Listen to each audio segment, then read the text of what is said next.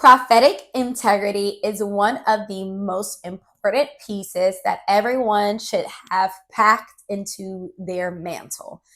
And this is going beyond the conversation piece of discerning of spirits, and just anyone in general that is prophetic should be operating in prophetic integrity. Before I go further, let me just say, hey, you guys, I'm Brianka, an inner healing life coach, author, and prophet of the Lord. And here on Life with Brianka, I give words of encouragement, prophetic messages, and share my testimony as the Lord leads. If this is your first time here, welcome. If this is not your first time here, welcome back to the neck of the woods.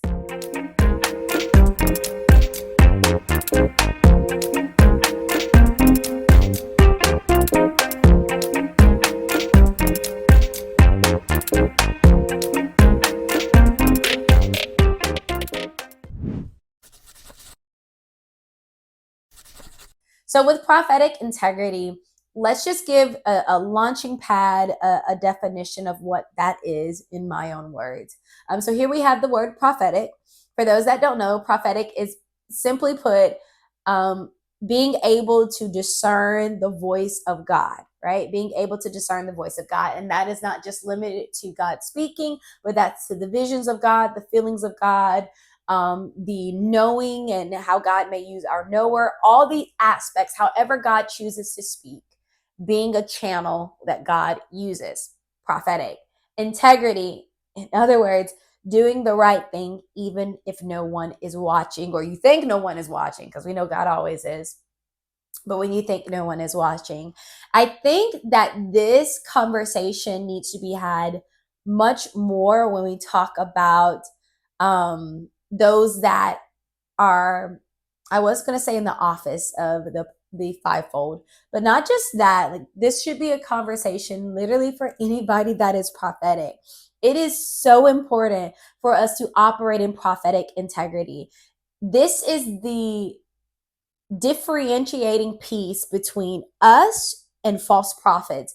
Is prophetic integrity. So when I talk about integrity, it is character, not just character in living righteous and living pure in what we may deem as physical ways of living righteous and pure, but living righteous and pure of, if I prophesy to someone, and or I discern something from someone and I discern inaccurately, to not have pride and to own up with that. Let me put this piece in right here, because there are plenty of times where I have discerned a spirit that not as favorable on someone. And an example, during a deliverance service, I discerned a spirit of jealousy on someone, and I shared that with them, and they denied that they were jealous. They denied that they had that spirit. And I knew what I saw, but I said, okay, girl, there are some things, this is a little tidbit, y'all. We're gonna get back to prophetic integrity, but there are some things, like when you overcome certain things, that gives you a level in the spirit realm to be able to see and discern those things quicker than others. I know that, in example, because I am one that has had an abortion, God uses me many times to minister to women who have been in the same boat. One of the ways that I remember specifically is the Lord said, she has your same story. I remember I was praying for a girl and just began to prophesy over her. And I was hesitant because it was, we were of different backgrounds, cultural backgrounds, and she was a stranger to me. And I was just hesitant to go all in and prophesy. And the Lord was like, she has the same story as you. That commonality opened the floodgates.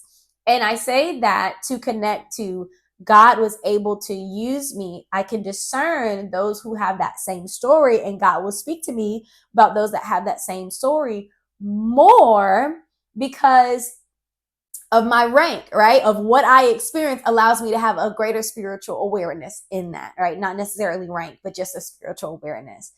Same way with jealousy, because that is a spirit that I have overcome. And I talk about it. I probably talk about it more in in people's faces, like at church and connecting to friends, than I talk about it on here. Maybe I should talk about it more.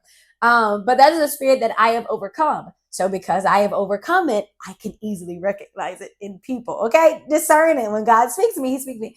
And now the girl denied it. Okay, and it's there. Okay, it was there. So I say that to say, for those when in those moments that you discern something and you actually discern it wrong, not somebody denying it, but you actually discern wrong. An example, if I discern that operating in word of knowledge, if I discern that at the age of 7, someone stole your bike and you're like, no, it was actually 9. Okay, prophetic integrity is saying, my bad. You know what? I thought the Lord said age 7. I knew that incident happened. I just didn't know the right age. I apologize for that inaccuracy. That was me. That was not God. That's prophetic integrity. That's having character. That's being able to say that I'm wrong. And so, in order to operate in prophetic integrity, you cannot operate in the spirit of pride. Like, pride cannot be in us. In order to apologize, to say, hey, I'm sorry, I missed the mark. I thought God said this. I thought this was right, right? I wish the saints had prophetic integrity when we talk about marriages, right?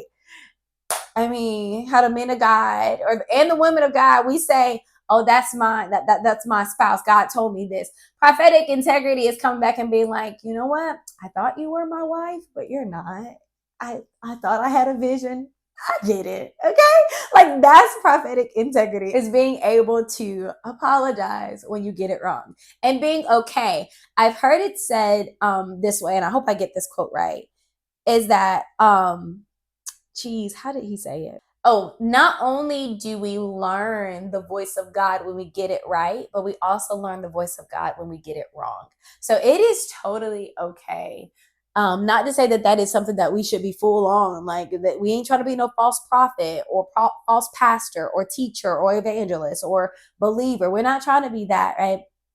But knowing that those times where I have gotten it wrong, those times where I discerned inaccurately, or maybe discerned accurately, but the way I shared it was wrong, having prophetic integrity and being able to go back to that person and have that conversation of, hey, you know, I got it wrong. Another thing of prophetic integrity, and this is what I do when I'm prophesying to someone that I am familiar with. I'll use an example like family member or friends. In conversation, there are some things that this person is going to share to you naturally. An example, I may share with a friend, hey, yeah, I'm really stressed out at work.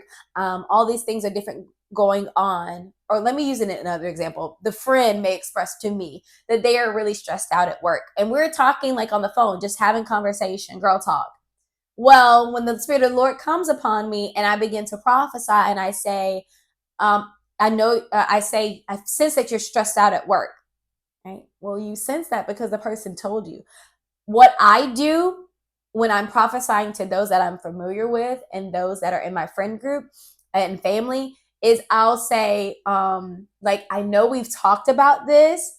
I know we've talked about you having stress at work. Here's what I believe the Lord is saying, so that it is clear that I am not trying to make it seem like we didn't just have this conversation. I am not trying to be holier than thou. I'm not trying to make myself appear that, oh, baby, the Lord tell me everything. No, I want to be very transparent with integrity. I know we previously had this conversation that you're going through this in this relationship.